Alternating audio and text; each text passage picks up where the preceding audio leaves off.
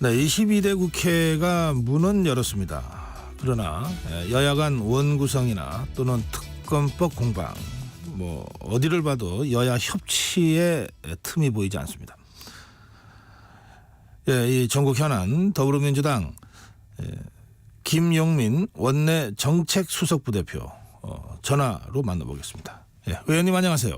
네, 안녕하십니까. 김용민입니다. 네, 그 원내 정책수석부대표라는 직책을 제가 별로 본 적이 없어서요. 이번에 새로 만드신 건가요? 이번은 아니고요. 21대 때에서 계속 이어져 왔던 직책인데, 네, 당내 이제 정책과 관련된 것들을 입법화하는 과정들을 담당하고 있는 수석부대표라고 보시면 됩니다. 그래서 당론 발의나 아니면 법안 처리 과정들 이런 것들을 입법 전략을 짜는 그런 역할입니다. 그렇군요. 예. 의원님 어제 아주 뜨거웠던 뉴스 있잖아요. 네. 우리 동해의 석유와 가스가 140억 배럴 정도 매장돼 있다. 그런 소식이 있었잖아요. 윤석열 대통령이 직접 국정 브리핑을 이제 처음으로 했는데 어떻게 보셨습니까? 정말 전 국민들이 우리도 산유국이면 좋겠다라는 그런 꿈에 잠시 젖었을 수 있었던 상황인 것 같은데, 저도 우리가 산유국이면 정말 좋겠다라는 생각을 늘 하고 있는데 우려가 있습니다. 이게 아직은 지나치게 섣부른 발표 아니냐, 특히 대통령께서 직접 나서서 발표할 정도의 상황은 아니지 않느냐라는 전문가들의 지적들이 이제 계속 이어지고 있어서 네, 이 부분을 좀 더 지켜봐야 될 것 같습니다. 보면은 이게 그 매장량이라는 것은 실제 시추를 해봐야 아는 것인데, 실제 매장의 가능성만 가지고 대통령께서 이렇게 발표를 너무 빠르게 했다. 그리고 그것이 또 주식시장에는 또 많은 영향을 미치고 있는 것도 사실인 것이고요. 네. 한편으로는 이게 경제성 논란도 아직은 확인이 안 된 것 아니냐라는 우려들이 제기되고 있어요. 실제로 시추하는데 한 5천억 정도가 들 것이다라고 이렇게 전망이 되고 있는데, 그 경제성이 실제 시추를 했지만 아무것도 나오지 않거나 아니면 가스 정도만 나오거나 할 경우에는 생각보다 경제성이 좋지 않기 때문에 비용이 많이 들어가는 것 아니냐, 이런 우려들이 나오고 있어서 보다 면밀한 조사 이후에 정부가 더 확실하게 발표를 했어야 되는 것 아니냐라는 걱정이 있습니다. 어제 이런 걸 보면 대통령께서 지금 많이 급하다라는 생각이 들어요. 어제와 지난 주말 이어서 대통령 지지율이 21% 정도까지 정말 바닥을 치고 있는데, 이것을 어떻게든 반전하기 위해서 이런 메시지를 낸 것이 아닐까라는 측면에서는 이해도 되지만, 그것을 정치적으로 악용한 것 아니냐, 활용한 것 아니냐라는 비판에서는 자유로울 수 없는 상황이라고 봅니다. 그래서 국면 전환용이 의심된다, 이런 주장이 더불어민주당에서 나오는 거군요. 알겠습니다. 저희뿐만 아니라 전문가들이 그런 얘기들을 굉장히 많이 하시죠. 알겠습니다. 예. 네. 조금 전에 의원님 인용하신 그 여론조사 21%는 갤럽 조사로 제가 기억하는데요. 자세한 그 조사 상황은 여론조사 심의위원회 홈페이지에서 확인하시면 되고요. 또 그렇지 않은 다른 여론조사도 있다는 것도 제가 참고로 말씀드리겠습니다. 자, 그런데요, 이 내년 상반기에 이제 결과가 나올 것 같다. 이게 정부 발표 설명이거든요. 그러면 일단은 좀 그때까지는 좀 지켜볼 필요가 있겠고요. 또 우리 김영민 의원님 말씀대로 이제 그런 점들에 대한 의혹이 또는 문제 제기와 우려가 제기되고 있다. 여기까지 전해드리는 걸로 하겠습니다. 그러니까 대통령이 발표할 게 아니라고 저는 지적하는 겁니다. 그런가요? 예. 네. 그러니까 그거는 다 저도 좋아요, 희망이고 진짜 많이 나왔으면 좋겠는데, 아직 대통령이 직접 발표할 단계가 아니라는 거죠. 그렇기 때문에 지금 현장에서 굉장히 부담감을 많이 느낄 겁니다. 예, 알겠습니다. 의원님, 지금 민주당 그 최대 이슈가 역시 당원권 강화 문제인가요? 최대 이슈까지는 아니지만 상당히 중요한 이슈로 부각되고 있습니다. 네, 어제 이재명 대표와 오선 의원들 오찬이 있었습니다. 그런데 이 자리에서는 이게 너무 그 당이 그 일극 체제로 가는 것 아니냐에 대한 여러 가지 좀 우려와 걱정도 나왔다고 전해지고 있는데 실제 분위기가 어떤지 좀 전해주실 수 있으신가요? 실제 그 자리에 제가 배석하지 않아서 정확한 상황을 알기는 어려운데요. 네. 그 다선 의원들 중심으로는 현재 우리 당원 개정하는 것에 대해서, 그러니까 당원들의 참여와 이제 정당 민주주의가 강화되는 것에 대해서는 걱정하는 의견을 표명하는 분들이 계세요. 네. 그것은 그동안 정당이 그러니까 대의민주주의 중심으로 계속 운영이 되다가 갑작스럽게 직접민주주의적인 요소들이 이제 반영이 되는 이런 상황들이 낯설거나 혹은 아직 시도해보지 않은 상황이라서 어떤 부작용이 있을지 모르겠다라는 이런 우려들을 말씀하고 계시거든요. 네. 근데 제가 볼 때는 그 우려는 좀 어떻게 보면 지나친 거일 수 있고 지금 이 대세의 흐름을 바꾸기는 어려울 거라고 저는 생각하고 있습니다. 네. 그 지금 말씀하신 이제 직접 민주주의 그 부분이 이제 뭐 국회의장이나 원내대표를 선출할 때도 그 당원의 의견을 뭐 한 20% 가까이 반영하자 이런 안이었던 거죠.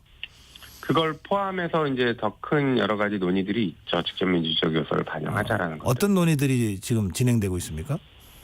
뭐 지금 당원에서의 표면적으로는 지금 방금 말씀하신 그런 것들인데 네. 기존에 꾸준히 논의됐던 거는 대의원과 권리당원의 투표 가치 비중을 똑같이 1대1로 맞추자라는 것부터 시작해서 그리고 저기 대의원제 폐지 문제도 있긴 있었지만 그거 아니더라도 의원들이나 선출직에 대한 소환제도 문제 그리고 의원에 대한 경선 같은 선출직에 대한 경선 과정에서 권리당원들의 평가를 더 강화하자라는 것 그리고 정책 결정할 때 당론 결정할 때 직접 당원들의 의사를 물어서 네. 확인하는 절차를 거치자라는 등등의 여러 가지 논의들이 계속 이어지고 있었습니다. 네.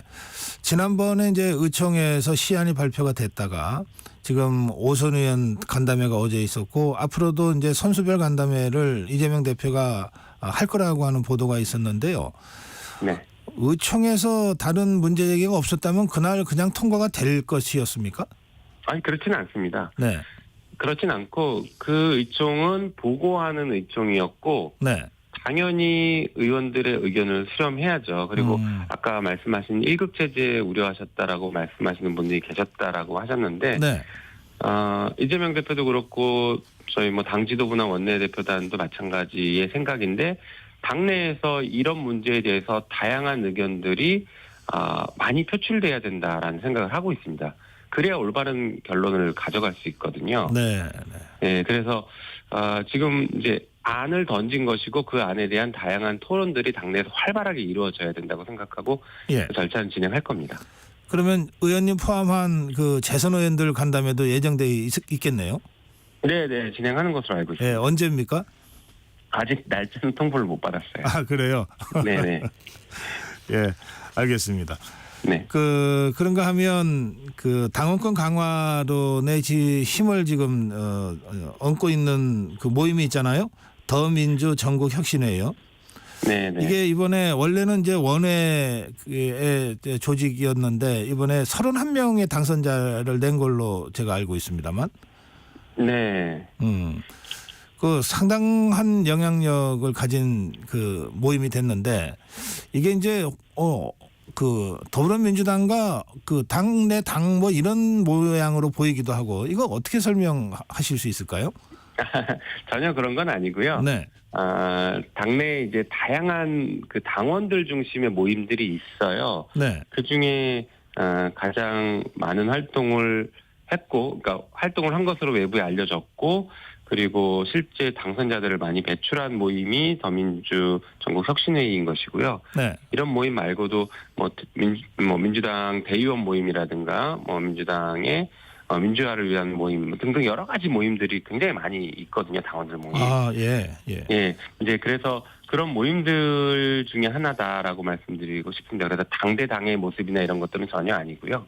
네. 한편으로는 말씀하신 것처럼 여기서 상당히 많은 의원들이 배출이 됐는데 저는 이 상황이 쭉 저희 당내에서 이어져 왔던 당원권 강화와 당원들의 참여 강화가 여기서 그러니까 현상으로 나타난 것이라고 이렇게 평가를 하고 싶어요. 네. 아까도 말씀드린 것 같은데 하여튼 이분들이 최근에 당선된 분들이 대부분 그 현역 의원들과 경선을 통해서 이겨서 당선이 됐거든요. 네. 그런데 경선 과정에서 굉장히 많은 당원들과 지지자분들의 많은 지지와 표를 받았습니다. 그래서 현역 의원들을 도전자가 사실 경선에서 이기기 쉽지 않은데 그렇죠. 상당히 많은 의원들이 그렇게 이기고 들어왔기 때문에 그 말씀드린 이 당원들의 정당 민주주의를 요구하고 당원권 강화를 요구하는 이 흐름에 정확하게 부합했다고 해야 될까? 하긴 그 흐름 안에서 들어가 있다가 당선이 된 분들 저는 이렇게 좀 평가를 하고 싶습니다. 그렇군요. 이 더민주 전국혁신의 일기 대표가 그 김우영 위원장이셨나요? 네, 김우영 의원입니다. 네. 이제 이번에 국회의원 되셨나요? 네네. 네. 국회의원이 되셨죠.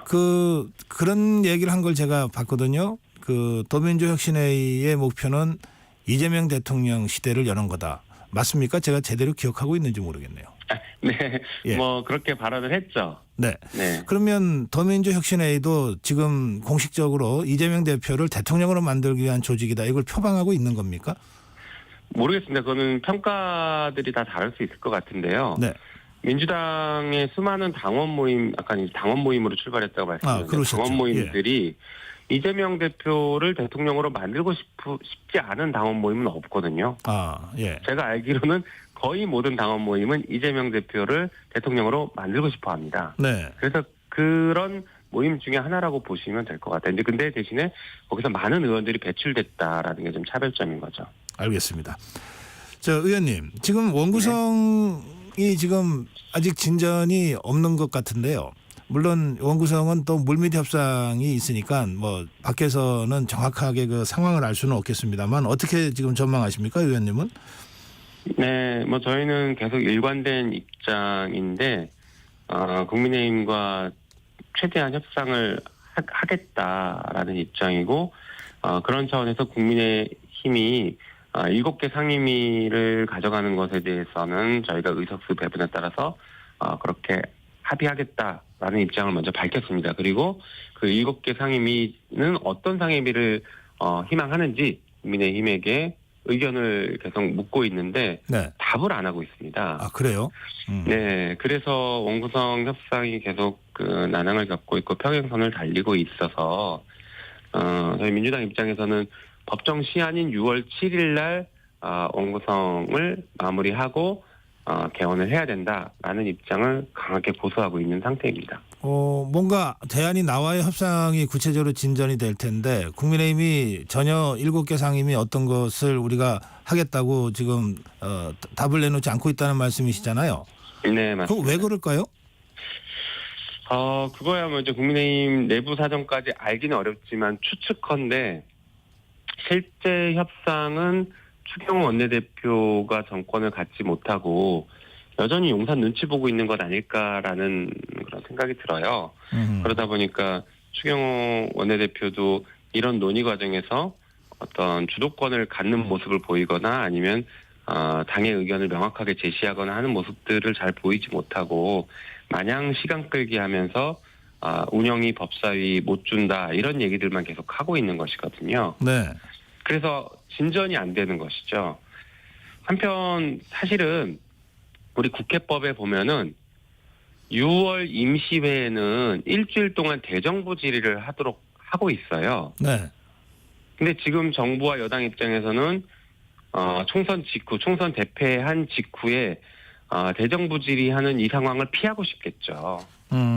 하지만 저희 민주당 입장이나 아니면 지금 상황을 바라보시는 국민들께서는 정부에 묻고 싶은 게 지금 너무 많거든요. 경제는 너무 어렵고 공정과 상식을 얘기했던 대통령의 행보는 지나치게 비공정이고 비상식적인 행동들을 하고 있고 국정이 그렇게 이어가고 있기 때문에 여기에 대해서 국회를 통해서 수많은 질의를 하고 싶습니다. 그래서 6월달 임시회에 대정부 질의를 무력화시키기 위해서 6월달 원구성은 아예 시간을 끌고 미루는 것 아니냐라는 의심도 들어요. 그 지연절 전술을 쓰고 있다. 국민의힘이 그렇게 보시는 거군요. 네네. 알겠습니다. 그러면 어떻게 하실 겁니까? 더불어민주당은? 저희 입장은 아까도 말씀드린 것처럼 6월 7일까지 협상이 안 되면 네. 6월 7일 날 개원을 해야 된다. 그래서 상임위 배분해야 된다라는 입장입니다. 알겠습니다. 7일까지 이제 강제적으로라도 그러니까 국회의장이 상임위 배정을 하는 본회의를 열어서 예. 저희가 투표해서 마무리해야 된다 이렇게 생각하고 있습니다. 오늘 화요일이니까 딱 4일 남았네요. 네, 이번 주 금요일입니다. 좀 지켜봐야 되겠습니다. 지금 특검법을 여야가 공히 지금 추진하겠다고 하고 있고 발의하고 있잖아요. 예, 그런데 네. 그중에 그 윤상현 의원이 김정숙 여사 특검법을 발의했다고 밝혔어요. 그거 어떻게 네. 보십니까, 의원님? 이거야말로 진짜 정치적인 물타기 아닐까 싶은데요. 네. 지금 뭐 김건희 여사에 대한 뭐 특검 논의 그리고 검찰 수사가 상당히 빠르게 진행되는 모습들을 보여주고 있죠. 그리고 그 검찰 수사를 막기 위해서 검찰 인사권을 남용한 건 아니냐라는 의혹들은 강하게 제기되고 있고요. 또 한편으로는 대통령 그 본인에 대해서는 지금 최상병 사건으로 수사가 빠르게 진행되는 모습을 보이면서 뭐 직접 통화한 것까지 아주 많은 정황들이 지금 나오고 있습니다. 대통령께서 직접 개입했을 가능성이 높은 정황들이 상당수 나오고 있어요. 다시 말해서 이 수사나 민주당이 주장하는 특검에 대해서 국민의힘과 대통령실은 그야말로 수세에 지금 몰려가고 있는 상황이거든요. 네. 그래서 이것을 타개하고 반전을 하고 여론을 다른 쪽으로 환기시키기 위해서 엉뚱하게 들고 나온 것 아니냐라는 생각이 듭니다. 실제로 뭐 인도에 김정준 여사가 방문했던 것이 인도 초청이 없었다라고 허위로 주장했다가 그게 허위 사실이었던 게 밝혀졌지 않습니까? 외교부에서 인도에 초청이 있었다라고 공식적으로 인정할 정도로 국민의힘에서 주장하는 게 허위 사실에 근거해서 주장하면서 그걸 근거로 다시 특검법까지 가지고 나오겠다라고 하는 것은 정말 국민을 속이려고 하는 행동이다 이렇게밖에 안 보입니다. 네, 알겠습니다. 지금 우리 김영민 부대표님 그 당내 검찰개혁 TF 팀장도 맡고 계시죠? 네, 맞습니다. 그래서 22대 국회에서는 그 이른바 검수완박 시즌 2 법안 예고도 하신 바가 있는데 이거는 어떤 내용입니까? 네, 저희는 검수완박이라고 표현하지 않고 검찰 정상화법이라고 하는데요. 네. 네, 이 검찰은 원래 수사하는 기관이 아닙니다. 공소를 제기하는 기관으로 출발을 했어요, 역사적으로도. 네. 그래서 검찰을 원래 모습대로 기소하는 기관으로 만들자, 공소 제기하는 기관으로 만들자라는 게 검찰 개혁의 출발점이자 마지막 종착지입니다. 네. 그래서 21대 국회에서 검찰의 직접 수사권을 폐지하는 법을 준비했다가 뭐 여러 가지 사정으로 6대 범죄 중에 2개의 범죄만 남겨놓는 것으로 법이 통과가 됐죠. 그런데 윤석열 정부 들어서서 시행령을 바꿔서 6대 범죄 이상으로 굉장히 많은 범죄들을 직접 수사하는 것을 늘려놨습니다. 네. 그래서 이런 위법한 상황들, 시행령을 통해서 법을 위반하고 있는 상황들, 국가가 위법한 상태로 운영되고 있는 이런 상황들을 원점으로 돌려놔야겠다라는 출발점과 또 한편으로는 우리 국민들께서 정말로 이제 분노를 많이 하고 계신데 정치 검사들입니다. 수사를 가지고 정치하고 정치에 개입하고 하는 이런 일들 혹은 사건을 조작해왔거나 이런 일들을 이제는 끊어야 된다라고 생각들을 하고 계시기 때문에 네. 검찰의 수사권을 완전히 수사기관으로 이전하고 검찰은 기소만 담당하는 기관으로 바꾸겠다라는 것입니다. 그래서 기존 검찰을 둔 채로 기소만 담당하는 기관을 둘지 아니면 검찰청을 완전히 폐지하고 새로운 기관인 공소청이라는 기관을 새로 설치해서 기소만 담당하게 만들지 이런 것들을 논의하고 있는 단계라고 보시면 됩니다. 네. 예, 그렇다면 이제 우리 수사기관의 완전한 그 개편까지 염두에 두고 지금 추진하신다는 말씀이군요. 네, 맞습니다. 알겠습니다. 뭐 쉽게 말씀드리면 이제 검찰은 기소만 해라, 수사는 경찰이 하고 이런 취지죠. 수사는 수사기관이죠. 경찰만 되는 게 아니기 때문에요. 네, 수사기관. 예, 수사기관이 수사는 하고 검찰 네. 지금의 검찰은 기소만 전담해라 이런. 예, 그게 인권을 보호합니다. 수사의 잘잘못을 기소 단계에서 한 번 더 검증할 수 있거든요. 알겠습니다. 지금 이제 시간이 거의 다 돼서 참 이번에도 22대 국회도 저 법사위 가십니까? 네, 법사위를 가게 됐습니다. 가게 됐나요? 이번에 네. 저 법사위에 더불어민주당에 포진한 의원들 보니까 뭐 이른바 상당히 전투력이 강한 의원들이 많더라고요. 네, 뭐 언론에서는 뭐 초강경이라고 하는 것 같던데요. 예. 네, 다행히 그 초강경에 저는 뺀 것 같아서 다행이라고 생각하고 있습니다. 의원님 본인 스스로는 나는 그렇게 강경파가 아니다 그렇게 생각하시나 봐요? 네, 저는 굉장히 합리적으로 판단하고 서로 그 대화와 타협을 통해서 결론을 내야 된다라는 생각을 갖고 있거든요. 네. 그런데 몇몇 발언들이 좀 세다 보니까 그렇게 자꾸 오해하시는 것 같습니다. 알겠습니다. 김영민 의원 이번에 재선이시던가요? 네, 맞습니다. 네, 지역구는 경기도 남양주.